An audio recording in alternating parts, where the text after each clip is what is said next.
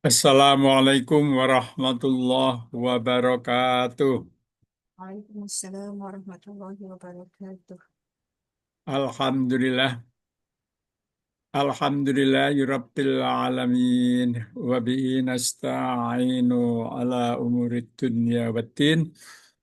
La haula wa la quwata illa billahil aliyyil adzim. Asyhadu an la ilaha illallah wa asyhadu anna Muhammadan abduhu wa rasuluh. Allahumma sholli ala Muhammad wa ala ali Muhammad walhamdulillahi rabbil alamin.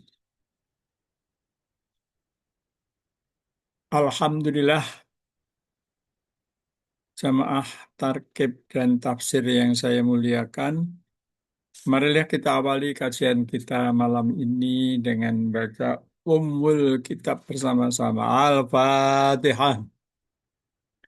أعوذ بالله من الشيطان الرجيم بسم الله الرحمن الرحيم الحمد لله رب العالمين الرحمن الرحيم مالك يوم الدين إياك نعبد وإياك نستعين اهدنا الصراط المستقيم صراط الذين أنعمت عليهم غير المغضوب عليهم ولا الضالين آمين. Bismillahirrahmanirrahim. Raditu billahi rabba wa bil islami tina wa bi Muhammadin nabiyya wa rasula. Rabbi zidni ilman nafi'a warzuqni fahma. Rabbi shrah li sadri wa yassir li amri wahlul 'uqdatam min lisani yafqahu qawli. Amin. Alhamdulillah, pada malam ini kita disehatkan Allah Subhanahu wa taala, diringankan untuk mengkaji Kitabullah Al-Quranul Karim. Semoga yang kita lakukan mendapat ridho dari Allah Subhanahu wa Ta'ala. Amin ya Rabbal Alamin. Apa kabar Ibu-ibu semua? Alhamdulillah. Alhamdulillah. Alhamdulillah. Bu Halim, oh Bu Zahar Ahmad ya yang tidak bisa hadir.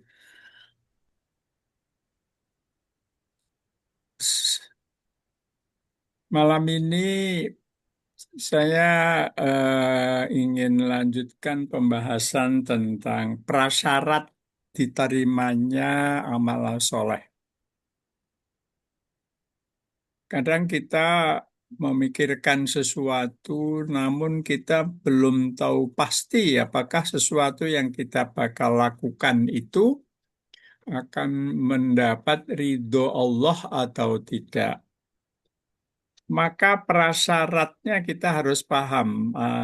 Pertama prasyaratnya, yang kedua adalah kesesuaian dengan sunnah Rasulullah.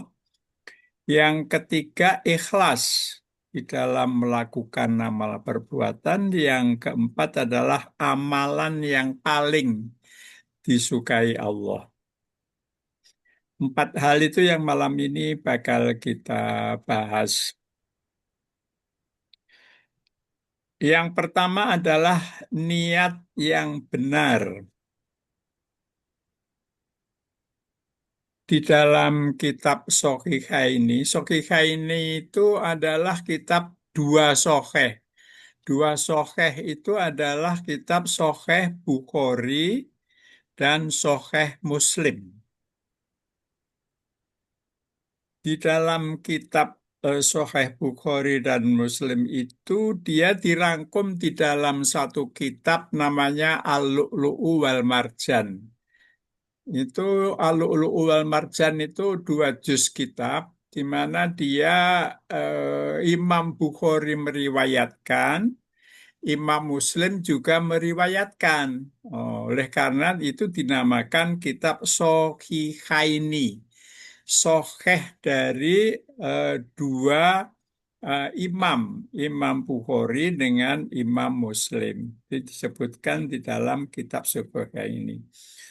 Di dalam kitab tersebut Rasulullah bersabda, sungguh setiap pekerjaan itu didasarkan atas niat. Setiap hamba akan mendapat ganjaran pahala sesuai dengan apa yang dia niatkan. Karena setiap perbuatan anggota tubuh itu berasal dari niat dalam hati manusia. Maka Ibnu Hazm mengatakan kedudukan niat ini dari suatu amal adalah bagaikan kedudukan roh dari anggota tubuh yang lain. Dia paling sentral, paling penting. Kedudukan niat dari suatu amal, tindakan, itu adalah kedudukannya bagaikan roh dari anggota tubuh yang lain. Niat adalah penggerak anggota tubuh untuk melakukan suatu perbuatan apapun. Maka tazkiyatun nafas, mensucikan diri itu tuh bermula dari ini, bermula dari niat beramal itu. Maka pesan dari Umar bin Khattab menegaskan bahwa lintasan batin manusia itu yang paling penting adalah mensucikan niat hanya kepada Allah semata. Artinya, setiap niat hendaklah ditujukan untuk memperoleh ridho Allah. Saya ulang, setiap niat yang kita detikkan di dalam benak kita itu hendaklah ditujukan untuk memperoleh ridho Allah. Setiap niat yang kita lakukan di dalam batin kita itu hendaknya ditujukan untuk memperoleh ridho dari Allah. Abu Hurairah meriwayatkan bahwa Rasulullah bersabda, setiap manusia, nah ini kaitannya dengan kenapa niat itu dianggap penting. Setiap manusia nanti di akhirat akan dibangkitkan sesuai dengan keadaan niat mereka dalam mengerjakan amal di dunia. Saya ulang, setiap manusia akan dibangkitkan sesuai dengan keadaan niat mereka dalam mengerjakan amal di dunia. Dari hadis riwayat Jabir, Rasulullah bersabda, setiap manusia akan dikumpulkan kembali sesuai dengan niat mereka dalam mengerjakan amal mereka di dunia. Maka eh,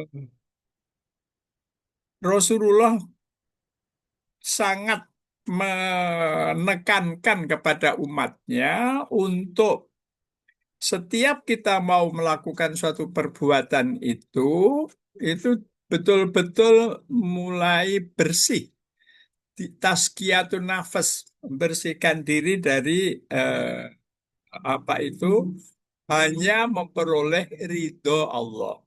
Ini yang setiap hari, setiap saat, setiap kita mau melakukan sesuatu harus kita niatkan seperti itu. Ini namanya seperti kayak yang kita lakukan kajian seperti ini itu kan mengingatkan. Barangkali kita selama ini kalau melakukan sesuatu melakukan begitu saja tanpa kita memperhitungkan apa yang niat kita lakukan sesungguhnya.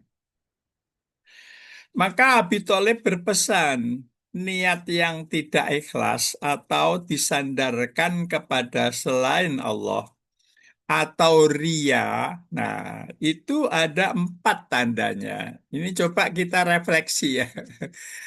Tolong nanti kalau ada yang belum jelas, tolong disela aja ya, ibu-ibu, Bu Nuria.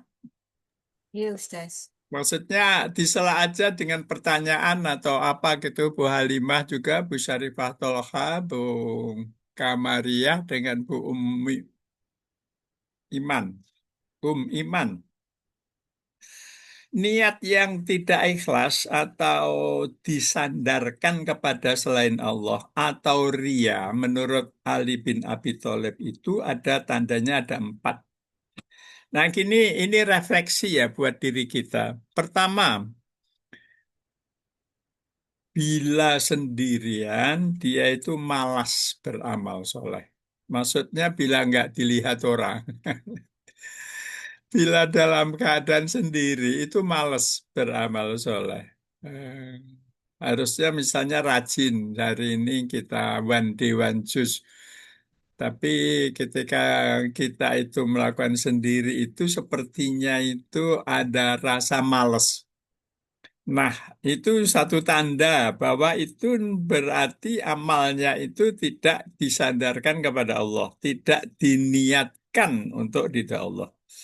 Yang kedua, dia itu rajin beramal bila bersama orang lain. Jadi semangat bila dalam jamaah kumpul-kumpul itu apa itu dia rajin. Yang ketiga, nah ini yang sudah sampai tingkat penyakit hati ini namanya.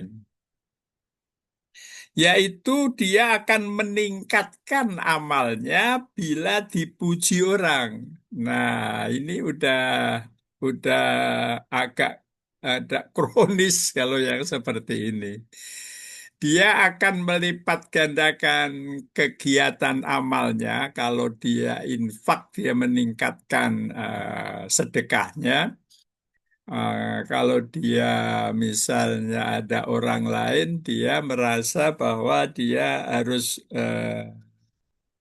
meningkatkan jumlah halaman yang dibaca Al-Qur'annya. Dan yang keempat, dia mengurangi bila dicela manusia.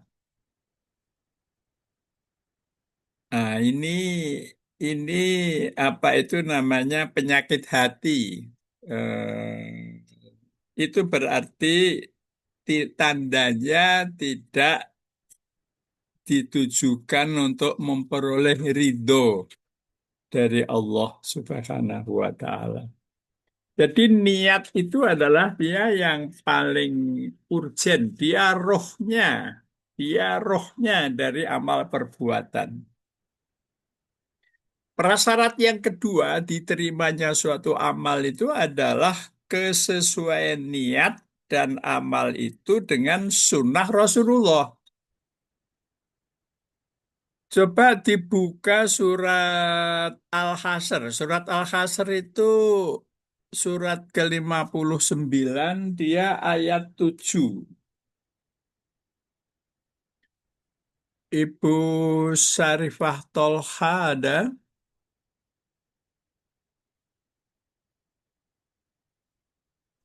Assalamualaikum Ustaz. Waalaikumsalam. Bu Syarifah Tolha, Ah, eh, 50 tadi berapa? 59 ayat ayat 7. 7. Dia Al-Hasr ya. Al-Hasr itu setelah apa sih? Surat 54. 59 Setelah apa itu namanya? Ke surat Setelah 54. mujadalah ya, setelah mujadalah ya saudara Al-Hasr. Mujadalah ayat 7 ayat 7. Okey. Ayat 7 Ya, dia, yang dia daripada ma'afa iya betul.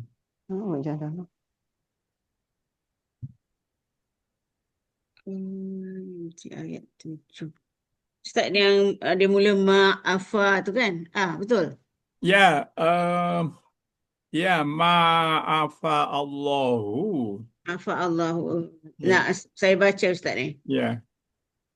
أعوذ بالله من الشيطان الرجيم بسم الله الرحمن الرحيم ما أفاء الله على رسوله من أهل القرى فلله وللرسول ولذي القربى واليتامى والمساكين وابن السبيل كي لا يكون دولة بين الأغنياء منكم وما آتاكم الرسول فخذوه وما نهاكم عنه فانتهوا واتقوا الله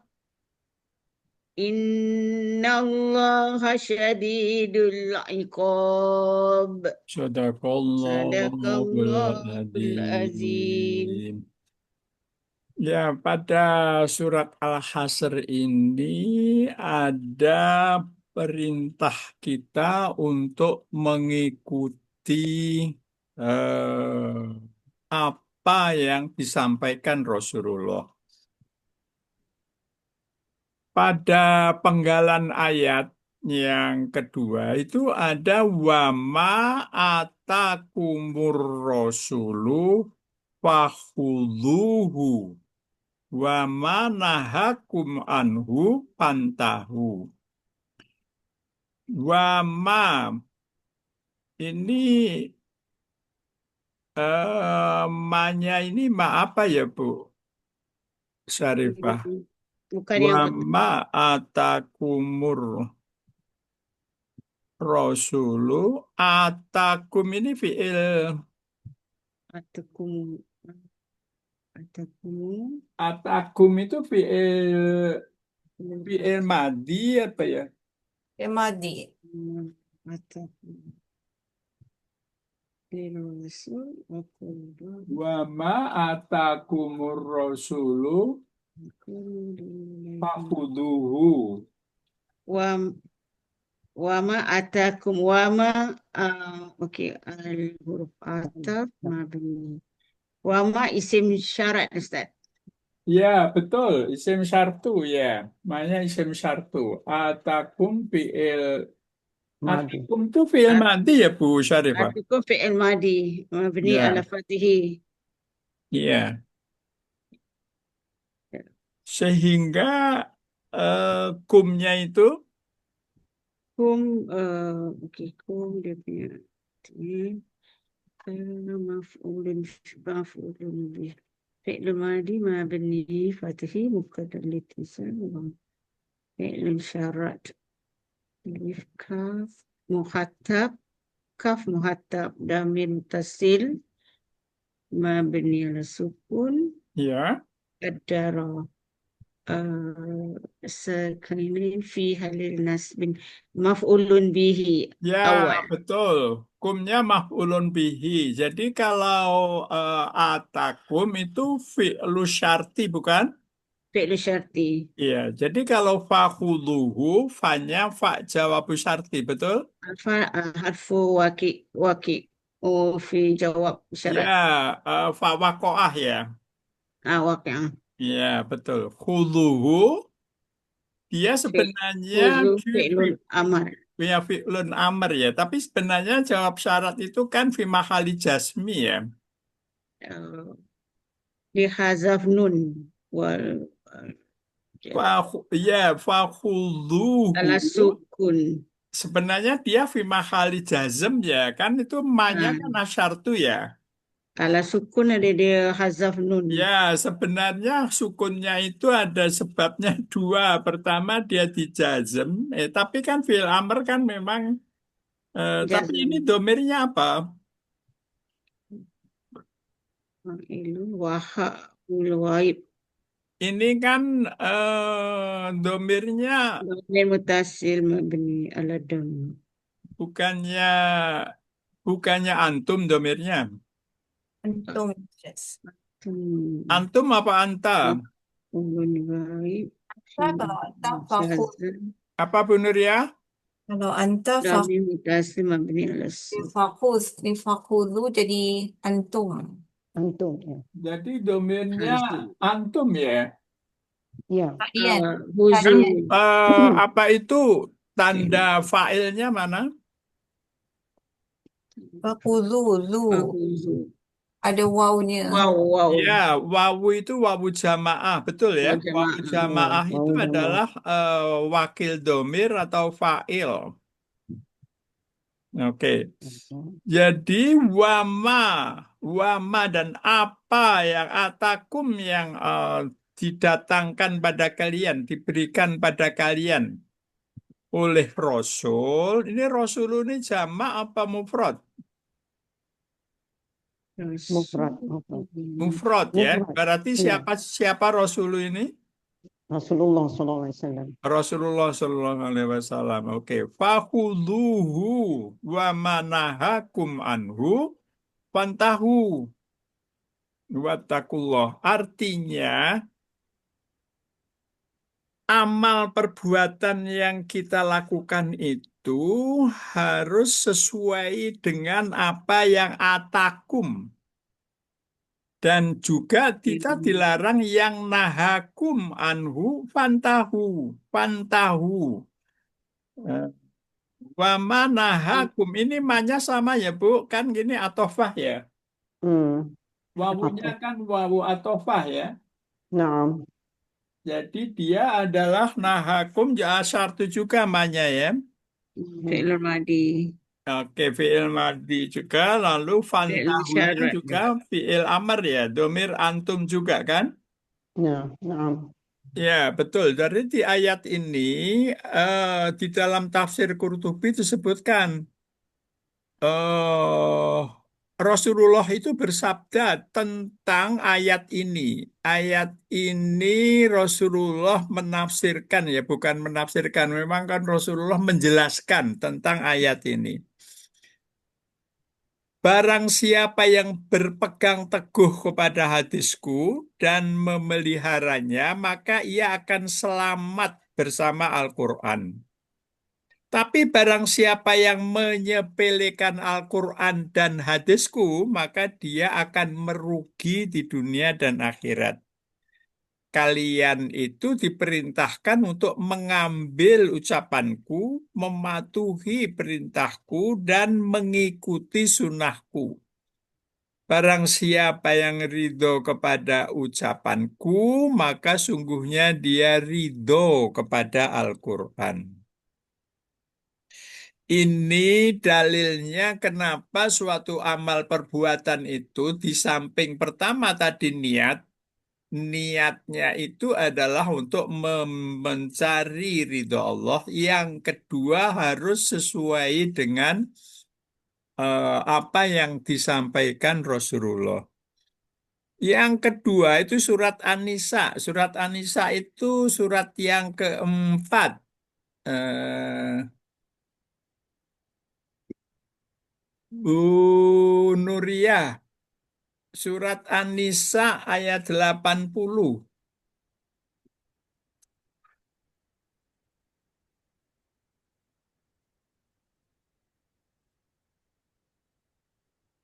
Kalau Al-Quran standar itu ada dia di halaman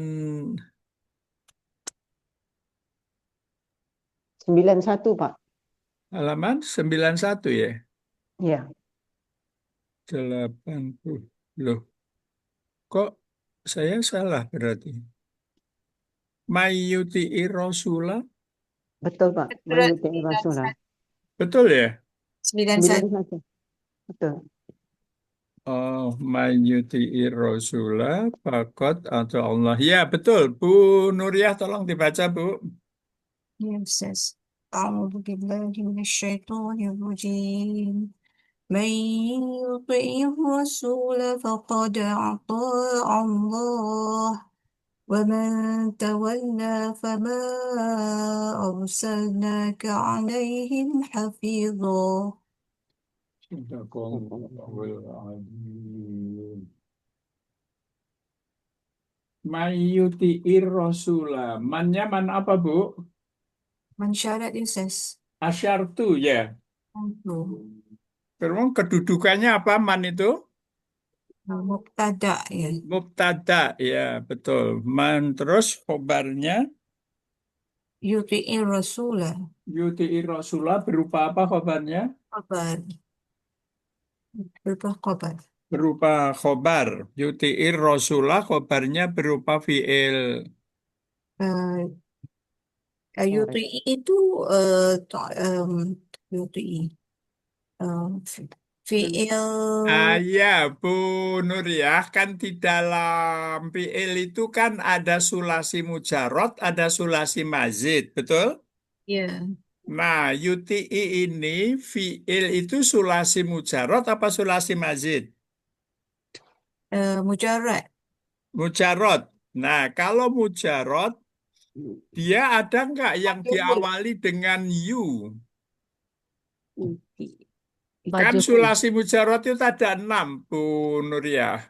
Majhul. Satu fa'ala yaf'alu, ini wazannya. Dua fa'ala yaf'ilu, tiga fa'ala yaf'ulu, Mazid ya, Ustaz. ya. Mazid. Fa- Mazid nomor. Af'ala yuf'ilu ya, Ya Ustaz. betul. Af'ala eh af'ala yuf'ilu. Ini sebenarnya apakah Ibu Nuriyah tahu apa dia itu mujarotnya? To'a ya. To'a. Kalau to'a berarti dia itu mu'tal apa sohe? Ini mu'tal nih. Mu'tal apa? Mu'tal apa dia? Ini to'a ya. Kalau to'a berarti setelah to ada alif, betul? Alif surah ya, Ustaz. Ya, kalau di tengah, ilatnya di tengah. Kalau ilatnya di tengah berarti sulasi, apa itu mu'tal ajwab, bukan? Ajwa Apa mu'tal istilahnya Ibu pada pengajian dari Bandung itu istilahnya apa? Kalau saya pakainya itu namanya mu'tal ajwab. ajwaf ya. Ya, betul. To'a, To, ini ya ajwaf to'u. ya. To'a ya. To'a Kalau kalau ini UTI berarti dia madinya atoa. atau A ya. Ya, atoa UTU. Sekarang kenapa dia ainnya di kasroh? Kenapa A-nya di kasroh? Iman. Karena Dia Biman. majzum nih. oh, Dia sebenarnya to'a yuti'u kan, Ustaz. dia bukan majhul. Dia Yang biman. benar Is it majzum biman? kan? Af'ala yuf'ilu. Atau a yuti'u. Ya, sebenarnya kalau iklal, Ibu Nuria udah sampai pelajaran iklal. Belum begitu mahir lagi. Oh ya, kalau to'a yutiu sebenarnya dia aslinya tuh yu. A yuti'u. Ya, yu. Itu iklannya begitu. Artinya dia itu harusnya ada ya setelah to. Hmm, Yuf'i mengikuti wazan yuf'i. iya. Tapi kemudian di dalam rumusnya iklal itu ilat itu nggak nggak boleh diharokati. Nah, Hmm. maka yi itu adalah yi-nya itu harokat kasroh dipindah ke to menjadi yuti. Oh ya. Ya, nah harusnya yiung tapi kemudian dia dihilangkan, dikhatfu. Kalau i-nya itu kenapa dia di kasroh? Kenapa, Bu? Kenapa di kasroh? Itu karena Sakina ini, ya benar ya, Bu Halimah, Bu Iman. Sakinah ini itu yud, mayut, mayut ye. Kan man itu kan menjazem kan, menjazem Ya, fi'il mudhari kan, betul? yes, yes. Kalau Ya, betul, Pak. dijazem berarti yud ye, ya kan? Oke. Hmm. Kalau yud ye berarti ainnya itu dia disukun. Kemudian alif Ya. sebelum lam itu kan juga disukun. Hamzah Betul, Pak. wasol. Jadi ada sakinah ini, ada dua sukun. Maka itu Hmm. nggak boleh. Rumusnya yang pertama harus diharokati. Maka menjadilah eh, yud, yutiai. Sama Di dengan wabasyiril ladina amanu. Nah itu aslinya yud yi u menjadi yud yi karena ada man di jazm menjadi yuti. Ustaz boleh tulis Ustaz. Ya betul. Rasulullah menjadi apa Bu? Rasulullah menjadi apa tuh maf'ul Hmm. bi ya. Maf'ul Ya, bi.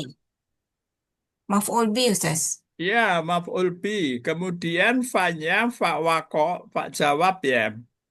Ya. Atau Allah. Wa man tawalla. Kan bertanya. Man, Ini man. mantawala apa? Sama juga ya Sabtu ya Ya, Bu. ya, sama Dan dia. itu Apa? mannya kan mubtada juga kan. Ya, Hmm. Kemudian khobarnya tawalla. ya Hmm. khobarnya Tawarnya. tawalla. Khobarnya berupa apa dia? Fi'il. Fi'il jazm. Fi'il jazm. Oke. Jadi domirnya apa tawalla? Tawalla. Tawallanya fi'ilnya anta. Oh ya, domirnya anta ya. Waman tawalla fama. Ini ada manya ma apa Bu? Namanya. Kalau fa jawab sarti ya, betul? Namanya manahi ya. Ya, namanya manafi dia. Nah, Kemudian arsalna fiil Arsalna. Arsalna fi'il mudhari. fiil mudore. Oke, fiil mudore. Nahnu. Domirnya nahnu. Kanya menjadi Madi ya Ustaz. Ini madi ke mudhari? iya madi. mubarak. Madi. Ya, dia fiil madi dia. Fiil Madi. madi dia itu kan domirnya nahnu. Nahnu. Jadi fi'il dia arsala ya Ustaz. Betul, arsala, ya, arsalna, arsala, ya, af'ala ya, Ya af'ala. ya. Fama arsalnaka jawabu syarti, fama arsalnaka jawabu syarti, alaihim, Alaihim. Ya, Jar majrur. ya, dia kedudukannya apa? Dia menjadi apa? Muta'alik. Ya, dia mau ta'alik ke Allah ya. Muta'alik dengan futlah sama ya Ustaz? Al-muta'alik itu sama dengan hal. Futlah itu apa Ustaz? Futlah. Iya, sama. Iya. Sama. Nah, sekarang kalau hafidho sendiri, dia itu hal, ya kan? Hafidho itu hal. Kenapa hafidho hal, Bu Nuria? Dia ada apa tuh? Tanwin tuh. Oh, Tanwin. Tapi sebabnya dia hal, dia itu bukan objek, bukan objek dari arsalna ya. Hmm. Dia adalah hal, mansub. Jadi fama arsalnaka eh, kanya yang objek ya kan? Kanya. Kanya itu kan maf'ul kan? Ya. Fama arsalnaka jadi fi'il fa'il maf'ul. Baik. Di sini mayyuti rasula ini adalah ini ayat yang luar biasa menurut saya. Jadi sebenarnya sederhana sekali. Mayyuti'ir rasula, barang siapa yang mentaati, betul kan begitu? Iya, betul. Mentaati Rasul, fakot atau Allah, maka dia telah dinilai taat kepada Allah. Dan barang siapa berpaling, nah di sini Allah kasih apa itu statement, pernyataan.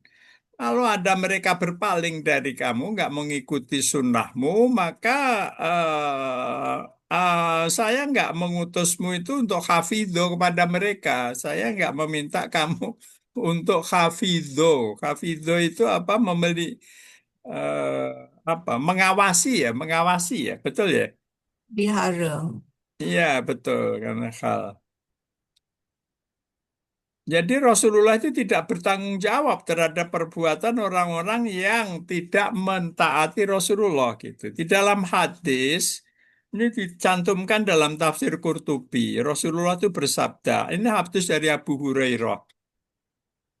Barang siapa yang menaatiku, maka ia telah menaati Allah. Dan barang siapa yang mendurhakaiku, maka ia telah mendurhakai Allah. Barang siapa yang menaati pemimpin, ini hadisnya ini, maka ia telah menaatiku. Barang siapa yang mendurhakai pemimpin, maka ia telah mendurhakaiku. Itu ya tafsir Qurtubi. Kalau tafsir Ibnu Jarir itu mengatakan dalam menafsirkan mayyuti'i Rasulah itu, Ibnu Jarir bilang, hai manusia, barang siapa di antara kalian yang menaati Muhammad, maka ia telah menaati perintahku dengan melaksanakan taat kepadanya. Dengarkanlah perkataan Muhammad dan taatilah perintahnya, karena dia sekalipun memerintahkan suatu kepada kamu adalah perintahku. Artinya itu perintah yang aku, Allah, perintahkan kepada kalian semua. Hal-hal yang ia larang kepada kamu, maksudnya yang Muhammad itu melarang kamu melakukannya, itulah adalah larangan dariku, kata Allah. Maka janganlah salah seorang dari kalian itu mengatakan Muhammad hanyalah manusia biasa seperti kami.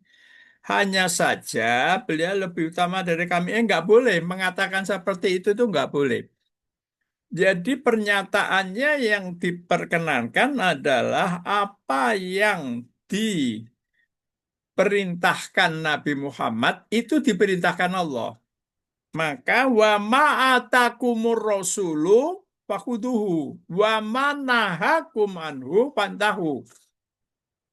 Artinya sebenarnya Rasulullah itu kan ada yang disampaikan Al-Quran, tapi ada yang di luar Al-Quran. Nah, Allah menyatakan menurut Ibnu Jarir, Allah menyatakan apa yang disampaikan Rasulullah itu dariku juga, kata Allah begitu.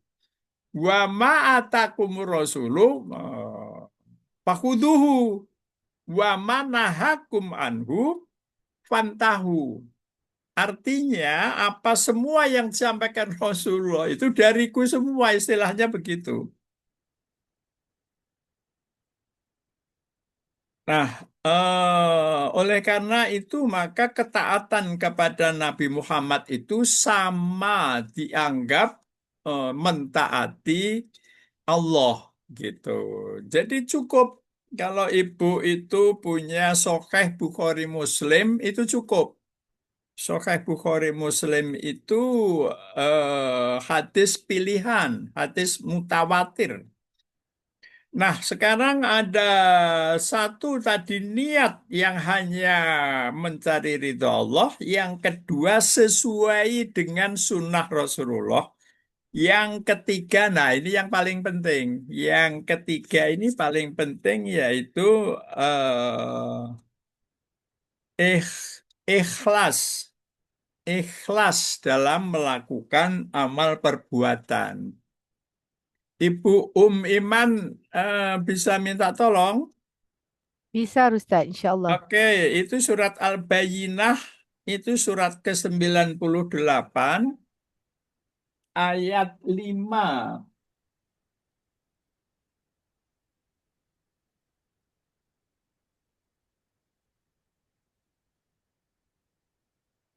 Surat Al-Bayyinah itu surat 98. A'udzu billahi minasyaitonir rajim. Wa ma umiru illa liya'budullaha mukhlishina lahuddin hunafa'a ويقيموا الصلاة ويؤتوا الزكاة وذلك دين القيمة. الحمد لله. Ya, wa dzalika dinul qayyimah. Sadaqallahul azim. Wa ma, bentar, saya cari dulu ini yang 483. 483 ini dia.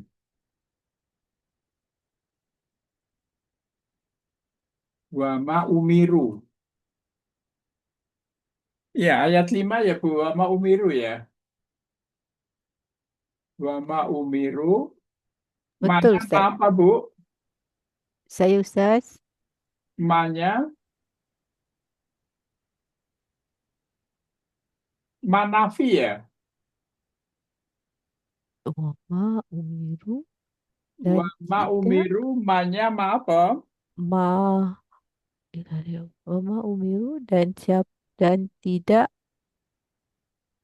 Manafi manafi manafi ya Ustaz. Ya, manafi. Umiru Umiru fi'il wa ma umiru kayaknya fi'il dia fi'il madi majhul ya. madi majhul. Ya, dia punya naibul fa'il ya. Naibul fa'ilnya, naibul fa'ilnya itu wawu jamaah. Okey. Nah, dia kalau ini wama umiru illa. Ini illa, ini kan sebut wama umiru itu kalam apa Bu Iman? Umiru Ini apa disebutnya wama umiru karena namanya manafi, maka dia sebenarnya adalah kalam munfi. kalau munfi belum sampai lagi Ustaz, ilmu saya sampai kat situ. Ya, kalau kalam munfi itu beda dengan kalam musbit. Kalau kalam musbit dia nggak ada ma, nggak ada la. Sebelum ilah maksudnya. Sebelum ilah itu nggak ada ma, nggak ada la. Itu disebut kalau sekarang ini kalam munfi. Kalau kalam munfi itu sebenarnya dia menjadi bisa marfu. Liak budu itu apa linya? Liya'budu lam Oke. Lam taklil ya. lam Takwil, oke. taklil. Ya, jadi artinya itu hendaklah ya apa jadi itu liak budu, ya budu itu fi'il apa Bu Iman? Bu Iman? Fi'il mudhari mansub Fi'il Ustaz. mudhari. Dia itu mansub ya. Ya mansub Ustaz kerana ada lam Apa tadi. tanda apa tanda mansubnya? Hazf nun Ustaz. Ya, khatfun nun. Kenapa dia tanda mansubnya khatfun nun? Apa tu apa fi'lun hamzah. Oh iya, af'alul khomsah ya. Af'alul hamzah. Ya, betul. Af'alul khamsah. Betul, ya. Af'alul khamsah. Jadi liya'budullaha mukhlisina. mukhlisina. Dia mukhlisina itu menjadi apa ya? Mukhlisina jadi hal ya Kak Ustaz. Ya, betul. Dia jadi hal ya. Jadi hal fi ya'budu ya. Jadi dia mukhalnya ya'budu. Mansub dia mukhlisina. Mukhlisina itu hal mansub. Tanda nasabnya apa? Ya Ustaz, kerana Ya, jamak muzakkar salim. ya, ya. Karena mudzakkar salim. Kalau gitu setelah ya itu ada apa? Ada setelah ya tu ada nun. Ada nun. Nun itu tanda apa? Tanda nun tu tanda apa? Tanda Jadi nun itu, Bu Iman, nun itu namanya iwadon antanwin. Iwadon itu pengganti. oh iwabun an tanwin Ya, Ustaz. betul. Iwadon antanwin, pengganti tanwin. Kenapa? Karena kalau dia itu mufrad, mufrad itu muhlisun, mufrad. Dia tanwin, muhlisun, muhlisoni, ya kan, muhlisuna. Nah, itu kan ada kalau nasab muhlison, muhlisoni ada ni. Ininya itu pengganti tanwin, iwadon antanwin. Kemudian kalau tanwin artinya kalau dia posisi mudhof, pengganti tanwin itu nunnya hilang, itu maksudnya. Jadi Okey. istilahnya iwadon antanwin, pengganti tanwin. Baik, kita lihat di sini adalah buama umiru dan mereka itu sebenarnya tidak diperintahkan illa liya'budullaha mukhlisina. Mukhlisina itu fi'il apa, Bu? Mukhlisina Ya, isim apa? jamak muzakkar salim. Ya, dia isim fa'il bukan? Oh, isim fa'il. Oh, hal min Ya, fa'il. betul, isim fa'il betul kan? Betul. Oke, jadi mukhlisina lahud dina kunafa'a. Jadi ini adalah penjelasan tentang sebenarnya manusia itu mukhlisina, memurnikan ketaatan kepada Allah. Eh, Hunafa, hunafa itu hanif, hanif itu lurus. Sekarang kita akan membahas tentang mukhlisina. Jadi kan kata kunci di ayat itu tuh mukhlisina. Mukhlisina itu adalah mukhlis. Pada ayat ini terdapat dalil kewajiban untuk ini di tafsir Qurtubi. Pada ayat ini terdapat dalil kewajiban untuk berniat di dalam melaksanakan suatu ibadah karena keikhlasan itu hanya ada di dalam hati, yaitu yang dilaksanakan dengan maksud hanya untuk mencari keridhaan Allah, bukan maksud yang lainnya. Kunafa itu dengan lurus artinya berpaling dari agama dulu. Agama dulu itu ya Yahudi Nasrani. Jadi dia masuk ke Islam dengan sempurna. Kunafa adalah agama yang sesuai dengan ajaran yang dibawa Nabi Ibrahim. Jadi arti mukhlisinya itu kalau menurut Ibnu Jarir memurnikan ketaatan hanya kepada Allah tanpa mencampur ketaatan kepada kemusyrikan. Nggak boleh. Kita itu syirik kecil, melakukan sesuatu supaya dapat pujian orang. Nah, itu eh, tidak diperkenankan. Nah, di sini ada hadis riwayat dari Anas bin Malik.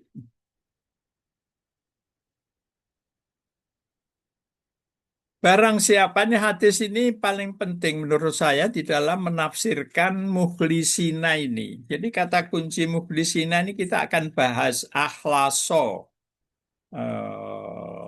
Apa itu terdiri dari abjad kho, lam, dan sod. Itu mujarotnya. Kolaso. Riwayat Anas bin Malik, Rasulullah bersabda, barang siapa yang menjadikan akhirat sebagai tujuannya, saya ulang, barang siapa yang menjadikan akhirat sebagai tujuannya, Allah akan mengaruniakan kepadanya kekayaan hati, sifat qanaah, sikap cukup. Dan dia akan membukakan jalan kepadanya menuju kesuksesan tanpa ia duga-duga. Saya ulang, Rasulullah bersabda, barang siapa yang menjadikan akhirat sebagai tujuannya, ini dalam rangka menafsirkan mukhlisina, wa ma umiru tadi, yang Iman baca tadi. Menafsirkan itu Rasulullah sabdanya, barang siapa yang menjadikan akhirat sebagai tujuannya, Allah akan menguruniakan kepadanya kekayaan hati. Dan Allah akan membukakan jalan kepadanya menuju kesuksesan tanpa ia duga-duga. Akan tetapi bila seorang hamba menjadikan dunia sebagai tujuan, maka Allah akan menjadikan pintu kefakirannya berada tepat di depan matanya. Saya ulang. Akan tetapi bila seorang hamba menjadikan dunia sebagai tujuannya, maka Allah akan menjadikan pintu kefakirannya berada tepat di depan matanya. Allah juga akan menutup jalan sukses yang dia upayakan. Jadi nggak akan berhasil, selalu gagal. Dia tidak akan memberi rezekinya lebih dari apa yang telah ditakdirkan untuknya. Karena demikian penting kholam sot itu, maka saya mencari ensiklopedi. Ini apa itu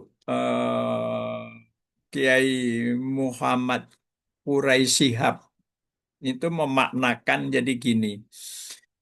Demikian pentingnya kata kho, lam, sod. Itu apa artinya? Kho, lam, sod itu.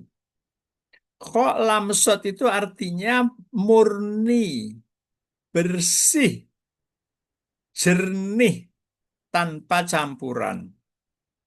Itu makna dari kho, lam, sod. Kholaso ya. Ada dalam perkembangannya itu lamsot itu berarti memilih karena mengambil sesuatu yang tidak bercampur dengan hal yang tidak dikehendaki. Yang kedua maknanya itu tulus karena perbuatannya murni, tidak dari pengaruh yang lain, murni kepada Allah saja. Mukhlisina lahuddina kunafa.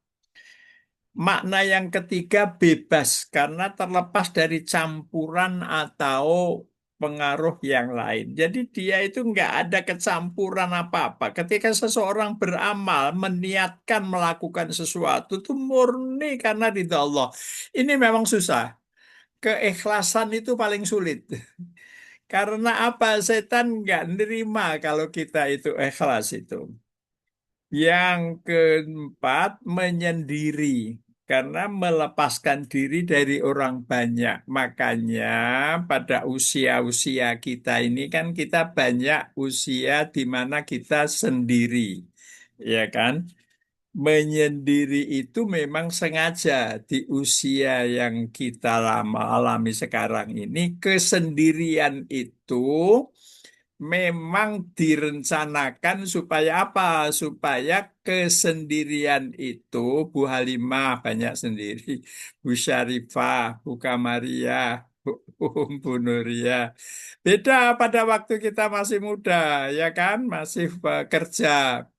Itu kan selalu kita interaksi dengan orang. Tapi ketika kita berusia di atas 50-an, itu kita banyak sendiri. Dan sendiri itu betul sebenarnya dia adalah kesempatan untuk bersama Tuhannya. Yang kelima itu ikhlas. Memurnikan perbuatan hanya untuk Allah, terlepas dari tujuan-tujuan yang lain.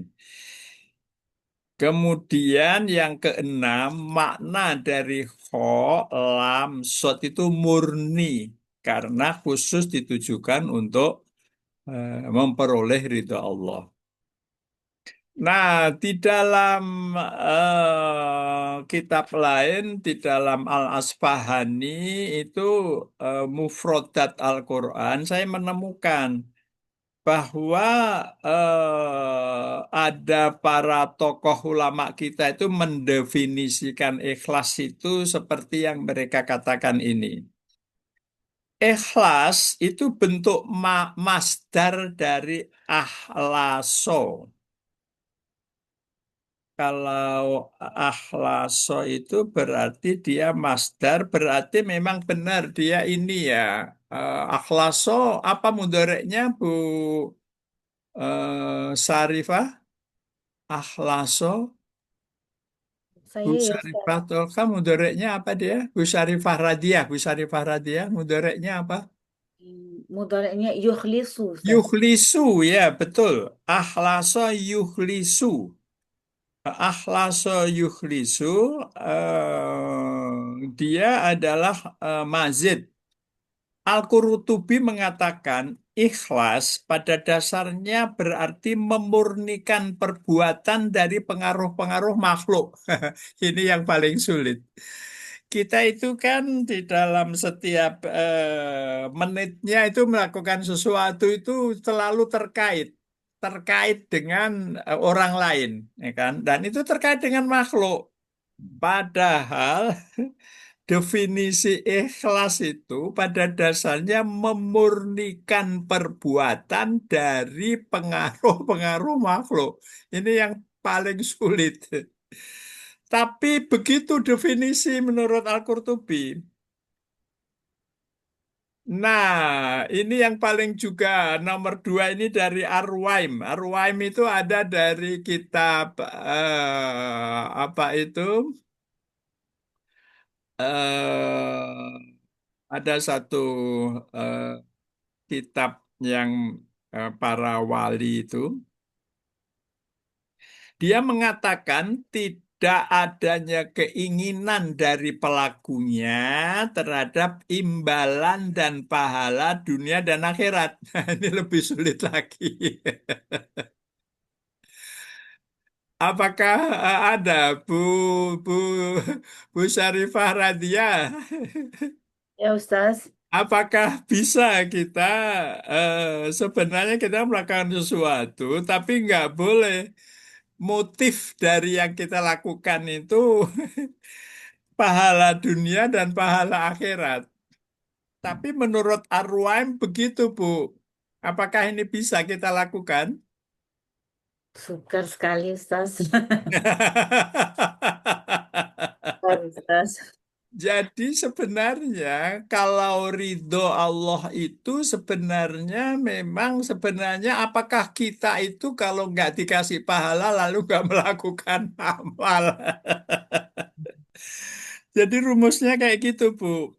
Jadi cobalah kita sekali-sekali niatkan ini semata itu liilah. Sebab begini, Bu, di dalam perjumpaan kita yang pertama 5 minggu yang lalu, kan saya membawakan satu ayat itu. Wa'lamu annallaha yahulu bainal mar'i wa qalbihi. Masih ingat nggak? Itu ada di surat Al-Anfal itu. Wa'lamu dan ketahuilah sesungguhnya annallaha yahulu.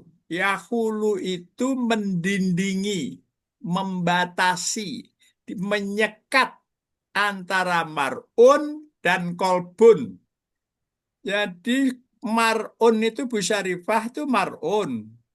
Bu Mhm. Syarifah punya kolbun, betul? Betul. Antara diri ibu dengan hati ibu itu Allah mendindingi di tengahnya. Masya Allah. Ya. Seperti itu yang sebenarnya Allah katakan itu dalam Al-Quran itu Bu, di surat Al-Anfal. Mhm. Wa'lamu dan ketahuilah kalian itu. Annallaha yahulu. Allah itu menyekat, mendindingi, berada. Nah, sekarang lalu gimana Ustadz? Katanya ada apa itu? Summastawa alal ars. Ya kan? Allah itu bersemayam di atas ars. Nah, kita di sini itu kan itu summastawa alal ars itu kan zatnya Allah. Mhm. Benar kan, Bu Syarifah? Betul, Ustaz. Ya, zatnya Allah. Nah, sekarang yang yahulu itu siapa? Yang yahulu baina Bu Syarifah dengan kolbu Bu Syarifah itu siapa? Nah, Allah. di situ kalau Imam Qurtubi mengatakan itu istilahnya itu apa ya? Kendali. Mhm. Jadi tidak bisa disebut dia adalah zatnya. Pengaruh, dampak, kekuasaan, kendali. Jadi manusia itu sebenarnya nggak sepenuhnya kekuatan dia, nggak sepenuhnya hatinya Bu Syarifah sendiri yang melakukan itu. Dia itu disekat bainal mar'i wa qalbihi. Nah, oleh karena itu Al-Junaid mengatakan definisi dari ikhlas itu adalah rahasia di antara hamba dan Allah. Tidak diketahui oleh para malaikat yang lalu mencatatnya. Setan juga tidak mengetahui sehingga tidak dapat merusaknya. Hawa nafsu pun tidak mengenalinya yang lalu ia condong kepadanya. Hanya dia dan Allah. Jadi kalau saya sampaikan di dalam kesempatan ini, maka sebenarnya antara ibu dengan Allah itu sangat-sangat dekat. Sangat-sangat dekat. Eh, oke, nanti saya akan bacakan betapa kedekatan manusia dengan Allah itu. Saya selesaikan dulu definisi dari Lamsot ini. Ya, Ustaz. Eh, Lamsot itu definisinya menurut Abul Qasim Al-Qusyari itu Nabi bersabda. Nabi bersabda, sabdanya itu begini, aku pernah bertanya kepada Jibril tentang ikhlas. Ini saking Rasulullah itu. Rasulullah saja itu tanya, Bu Syarifah kepada malaikat Jibril. Ya, Ustaz. Ya malaikat Jibril, apa itu sebenarnya ikhlas? Begitu sulit dipahaminya. Lalu Jibril berkata, ya Muhammad, aku telah menanyakan hal itu kepada Allah. Masya Allah. Ini saking rumitnya ikhlas itu. Nabi Muhammad nanya ke malaikat Jibril. Malaikat Jibril nanya ke Allah. Saking malaikat Jibril juga nggak paham.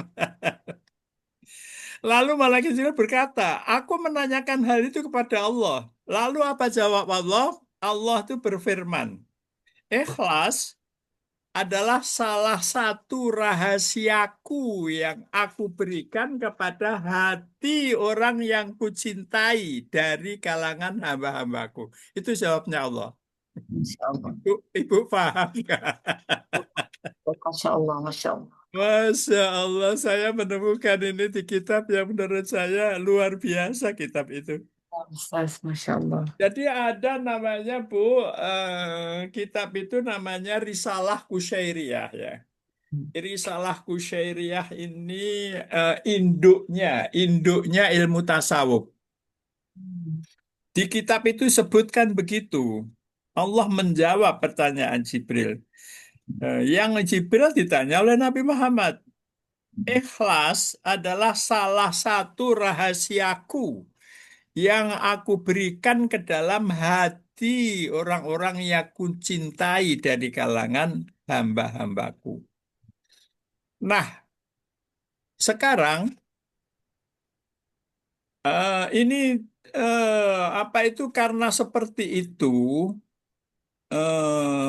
maka masing-masing kita itu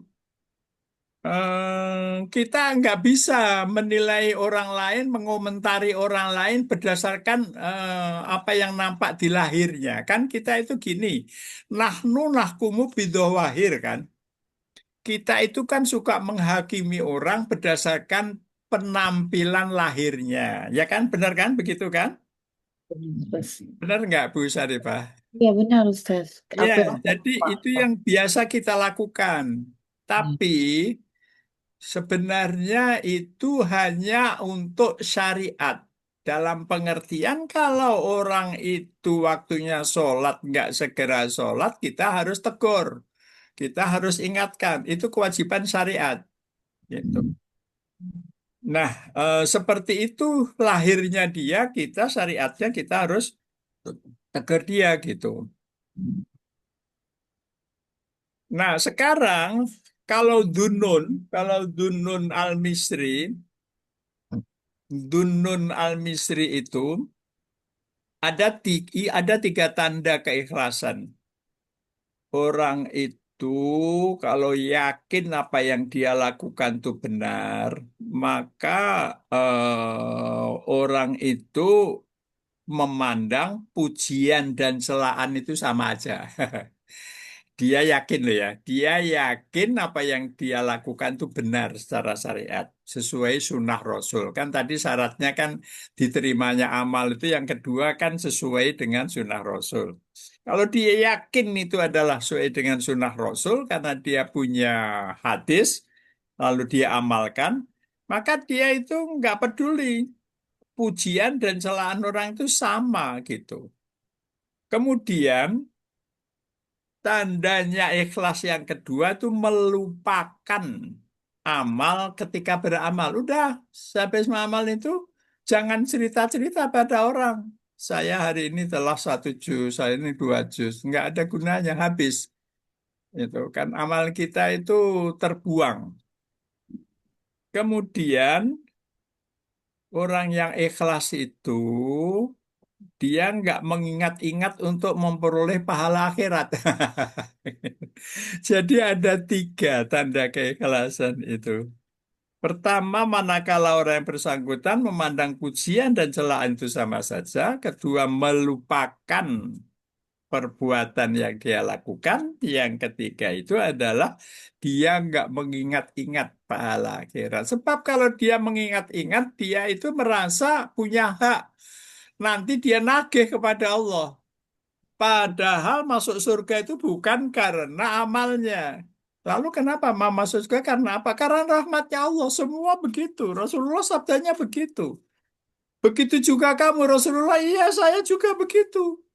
Saya itu kalau masuk surga nanti itu karena rahmatnya Allah, bukan karena amal perbuatan saya. Memang sebegitu hakikatnya. Sekarang Sekarang kalau ikhlas di dalam dunia ini apa itu yang tadi adalah rahasia antara aku dan orang yang aku berikan ke dalam hati orang yang kucintai dari kalangan hamba-hambaku. Tapi Allah kasih apa itu kasih apa namanya ini kasih isyarat. Isyaratnya itu ada di surat Al-Insan. Nah, sekarang waktunya Bu Syarifah membaca surat Al-Insan. Surah Al-Insan. Oke, baik. Surat 76 Al-Insan itu. Baik, Ustaz. Ayat berapa Ustaz? Ayat 9. Oke, sebentar ya. 9. Oke. أعوذ بالله من الشيطان الرجيم إنما نطعمكم لوجه الله لا نريد منكم جزاء ولا شكورا Sadaqallahul adzim. Allahul azim. Ini ada innama. Ini innama kafa makfufa ya Ustaz. Ya betul, kafah makfufah ya. Jadi dia nggak punya isim karena ada ma. Fungsi keawamilan inna itu terhalang adanya ma. Maka ini nut'imukum bukan isimnya inna kan? Nut'imukum jumlah fi'liyah Jumlah fi'il mudhari. fi'il mudhari ya. Ini Allah menyatakan. Jadi ibu-ibu kalau sedekah makanan itu rumusnya di ayat ini. Wajahillah. Ya, liwajahillah la nuridu minkum. Nah, dia tidak berharap jaza'au wala syukuro.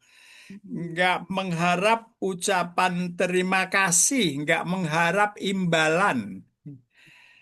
La nuridu minkum jazaan. Saya nggak minta imbalan. Wala syukuron. Dan tidak ucapan terima kasih. Ini menurut saya ikhlas menurut Allah. Karena Allah mengatakan di surat Al-Insan begitu. Ya kan, sesungguhnya kamu memberi makan kepadamu hanyalah mengharapkan ridhonya Allah wajahillah. Kami nggak minta imbalan. Kan begini, Bu. Kadang-kadang kita kalau menyampaikan sedekah itu kan kita ada detik dalam hati kita ya. Eh, kita senang kalau ada ucapan terima kasih, benar nggak, Bu? Ya betul Ustaz. Kalau saya tak cakap dalam hati, terima kasih pun tidak. Aduh. Iya, betul. Jadi artinya itu manusiawi ya. Tapi Allah mengatakan di dalam ayat ini la nuridu minkum jazaa'a wala syukuro. Saya itu tidak berharap ucapan terima kasihmu. Jadi makanya kadang kalau saya lihat di YouTube itu ada orang beri sedekah lalu lari aja gitu. Maksudnya memang dia khawatir hatinya itu dia berharap Ya, benar. berharap ucapan terima kasih. Memang Allah menyatakan begitu memang. Jadi kita itu coba kita latih dari semua yang tadi saya sampaikan. Itu kan untuk kita amalkan, Bu Syarifah. Betul nggak? Benar Ustaz. Ya, kita Ya, mau jadi nak jadi macam ni Ustaz. Jadi wajahillah aja. ya liwajahillah. Jadi itu sebenarnya di ayat berikutnya itu ayat 10 itu dikatakan inna nakhofu mir rabbina yauman abusan komtoriro. Sebenarnya kami itu kan ada di situ ya Bu, ayat 10 ya kan, benar? Betul. Ya, jadi inna nakhofu sehingga kayak tergerak melakukan sedekah ini karena nakhofu mirobina, takut kepada Allah, Rob Tuhan kami, yauman abusan, komtoriro. Itu kan suatu hari yang muka-muka banyak masam. Komtoriro itu adalah keadaannya sangat keras. Lalu di dalam tafsir Kutubi dijelaskan, itulah Allah menjelaskan ketika orang itu memberi makan orang miskin, sesungguhnya ketika di dunia orang itu nggak mengucapkan itu, Bu Syarifah. Tapi Allah mengetahui dari dalam dada itu. Itu yang saya katakan tadi, yahulu bainal mar'i wa qalbihi. Allah itu tahu apa yang sekarang Bu Nuriyah itu terdetik di batinnya Bu Nuriyah itu Allah mengetahui itu. Jadi di tafsir Ibnu Jarir juga begitu. Allah itu apa itu ketika di dunia itu sebenarnya manusia itu nggak mengucapkan itu. La nuridu minkum jaza'u wala syukuro. Tapi Allah itu tahu hatinya. Nah, sekarang kita nyambung dengan ikhlas yang Allah yang didefinisikan itu. Allah menjawab pertanyaan Jibril. Ikhlas adalah salah satu rahasiaku yang aku berikan ke dalam hati orang-orang yang kucintai. dari kalangan hamba-hambaku. Nah, ini sekarang nyambung, koneksi nyambung. Jadi sebenarnya ini lanuridu minkum ketika itu dunia ini dia nggak ngomong begitu kata Ibnu Jarir. Tapi Allah itu tahu hatinya orang itu hanya karena Allah. Nah, disinilah sebenarnya hakikat. Disinilah sebenarnya hakikat tentang ikhlas itu. Saya ingin sampaikan tentang apa itu hadis yang sangat menurut saya hadis ini kita perlu menyimaknya dengan sangat apa itu sungguh-sungguh. Jadi dari tadi definisi ikhlas yang ditanya Nabi Muhammad tanya ke Jibril, Jibril menanyakan ke Allah, jawabnya seperti itu ternyata ada koneksinya, ada kaitannya dengan hadis riwayat Abdullah bin Mubarak. Ini saya kutip dari itu, apa itu apa ensiklopedia akhlak Rasulullah. Jadi ada buku namanya Ensiklopedia Akhlak Rasulullah. Di situ itu ada 30 lebih akhlak Rasulullah dipaparkan di situ. Kemudian Abdullah bin Mubarak itu meriwayatkan. Nah, saya baca Rasulullah bersabda, sesungguhnya para malaikat mengangkat amal salah seorang dari hamba Allah, di mana mereka menganggap banyak amal itu dan suci sepertinya. Sehingga mereka sampai ke tempat yang dikehendaki Allah dari kekuasaannya. Lantas Allah mewahyukan kepada malaikat tersebut dengan firman-Nya. Ini pernyataannya. Saya baca pelan-pelan ya. Ini karena apa itu tentang sir ini, tentang makrifat ini. Sesungguhnya Allah bersabda kepada malaikat itu, sesungguhnya kamu yang menjaga amal hambaku. Sedangkan aku yang menilai apa yang ada dalam jiwanya. Saya ulang ya. Allah tadi kan malaikat kan naik ke menghadap Allah. Dia membawa amalnya si fulan. Lalu Allah bersabda ke malaikat itu, sesungguhnya kamu yang menjaga amal hambaku, sedangkan aku yang menilai apa yang ada dalam jiwanya. Maksudnya yang menjaga amal hambaku itu maksudnya mencatat, ya kan? Kan setiap kitab Bu Syarifah kan ada dua malaikat kan? Ya, Atid, Rokib, dan Atid kan? Betul kan? betul yang mencatat. Ya, betul. Nah, tapi malaikat itu hanya mencatat apa yang nampak dia lihat gitu. Tapi sedangkan aku, kata Allah, aku yang menilai apa yang ada dalam jiwanya. Masya Allah. Sesungguhnya hambaku yang ini tidak ikhlas kepadaku dalam amalnya. Maka tulislah ia di dalam sijin. Astagfirullahaladzim. Padahal malaikat mengatakan itu amalnya bagus-bagus. Amalnya banyak. Kemudian lalu malaikat membawa lagi naik salah seorang hamba, amal salah seorang hamba lagi. Mereka menganggap amal orang hamba ini sedikit dan sepele. Dia meremehkannya amal hamba itu. Sehingga mereka sampai ke tempat yang dikehendaki Allah dari kekuasaannya. Lantas Allah mewahyukan pada mereka dengan firman-Nya. Sesungguhnya kamu yang menjaga amal hambaku, sedangkan aku yang menilai apa yang ada dalam jiwanya. Sesungguhnya hambaku ini ikhlas karena aku dalam amalnya. Maka tulislah ia dalam iliyin. Bisa salah, malaikat menganggap itu sepele, kecil, sedikit, tapi Allah menilai itu dia ikhlas karena aku. Allahu Akbar. Jadi itu yang terjadi pada di alam yang itu alam apa yang saya katakan itu alam malakut, alam ilahiyah. Itu seperti ini hadisnya Rasulullah menyampaikan itu ibu-ibu. Jadi sangat-sangat kita itu berada di dalam titian. Di dalam titian. Baik, sekarang itu apa amal yang paling disukai Allah? Kalau tadi kan syaratnya ada niat sesuai dengan hadisnya Rasulullah, sunnahnya Rasulullah. Kemudian ikhlas syarat ketiga. Sekarang apa sih amal yang paling dicintai oleh Allah itu? Amalan yang paling disukai Allah itu Rasulullah bersabda. Nih, ini saya saya menyampaikan ini, saya memang khawatir kita juga menduga salah gitu ya. Ibu-ibu Bu Nuria, kalau saya tanya dulu apa amal yang paling disukai Allah? Apakah misalnya Bu Syarifah punya jawaban apa amal yang paling disukai Allah? Belum lagi Ustaz, saya lagi pikir nih. Udah terangkan tadi banyak-banyak. Saya pikir, yang mana satu ya? Iya, sebentar ini kalau saya nanya Bu Halimah bisa nggak? Bu Halimah soalnya dia lagi sibuk. Eh, bisa Pak, saya Oh coba bisa, saja. saya tanya, Ya. apa amal yang paling disukai Allah?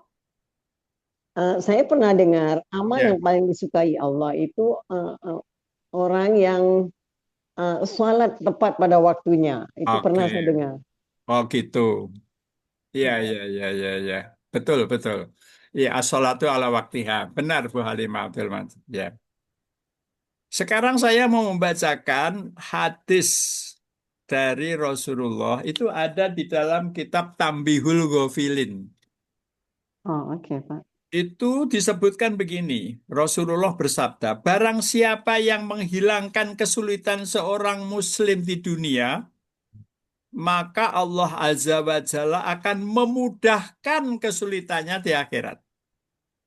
Barang siapa yang menutupi aib seorang muslim di dunia, maka Allah akan menutupi aibnya di dunia dan akhirat.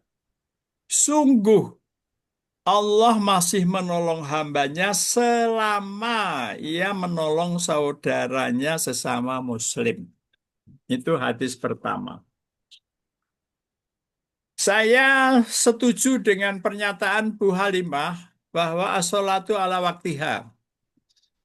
Tapi ada yang paling ternyata, paling itu kan pakai isim tafdil ya.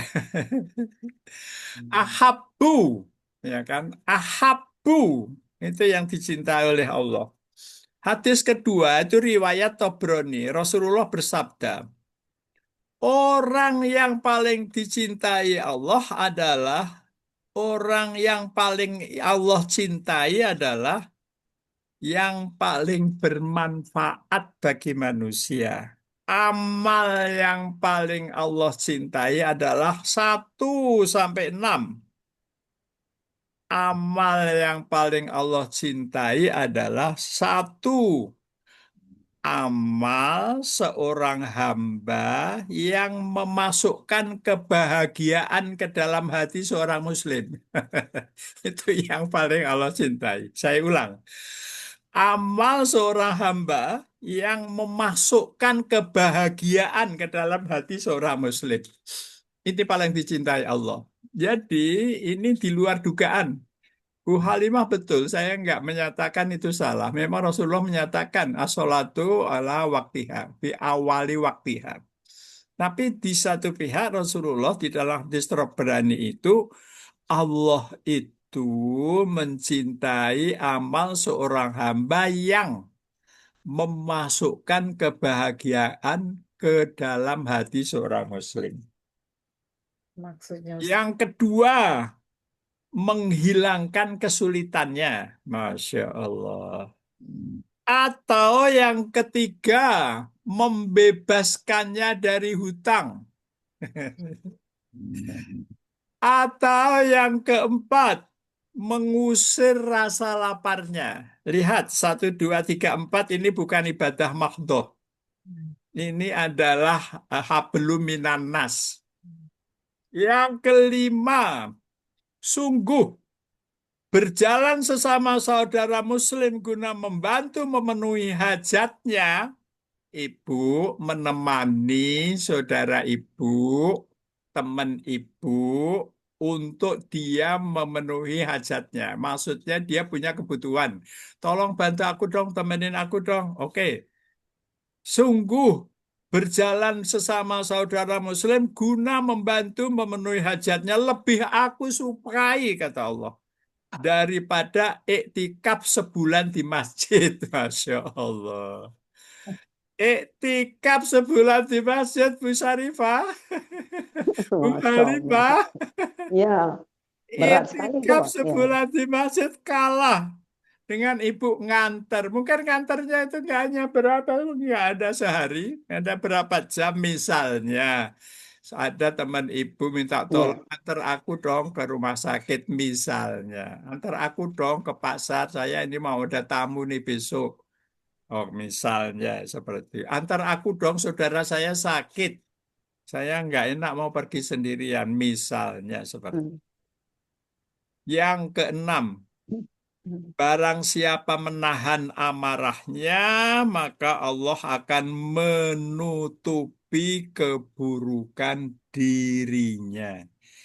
Barang siapa menahan amarahnya, maka Allah akan menutupi keburukan dirinya. Amal yang paling disukai Rasulullah adalah 1 sampai 5 itu menyenangkan orang lain. Ya kan?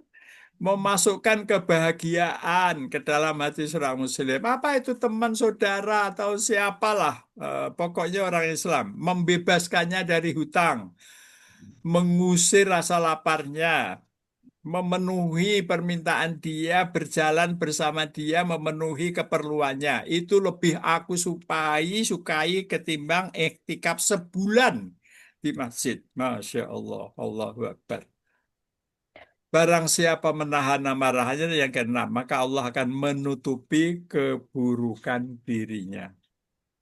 Itulah amal, prasyarat amal yang diterima, dan itulah prasyaratnya, rukun-rukun syaratnya, dan terakhir itu adalah amal yang paling disukai Allah. Subhanallah walhamdulillah wala ilaha illallah Allahu Akbar. La haula wa la quwata illa billahil aliyil azim. Rabbana atina fid dunya hasanah wa Amin. fil akhirati hasanah wa Amin. qina adzabannar. Amin. Ya. Subhanallahumma wa bihamdika asyhadu an la ilaha illa anta astaghfiruka wa atubu ilaik. Assalamualaikum warahmatullahi wabarakatuh. Waalaikumsalam. Syukran, Pak. Ya, Syukran, sama-sama. Ustaz. Ibu Ila liqa. ya. Assalamah. Ya. Terima kasih Alhamdulillah. Ustaz. Ya. Terima kasih, Ustaz. Maaf. Ya.